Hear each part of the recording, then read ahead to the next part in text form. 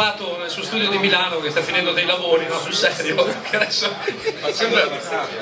sì, l'ha fatto scalo e niente, io avevo collaborato con lui, avevamo fatto un'installazione video che legava tutto, insomma, tutto il concept che lui aveva presentato e lo abbiamo qui con noi, è qui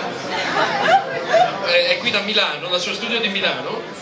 Vedete che adesso lui ha un problema di audio, non riesce a sentirci, cioè lui riesce a sentirci ma non riusciamo a parlargli.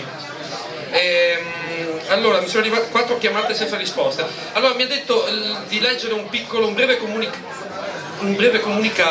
Nulla. A posto.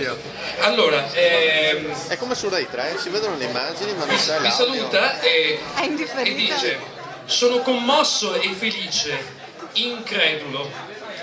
Senza rubare altro tempo ringrazio Paolo Crivellin, che sta leggendo, per il video comunicato da lui prodotto, Gianluca Parisella per la musica e Marco Monari per avermi dato la possibilità di esporre, stimolando la mia fantasia.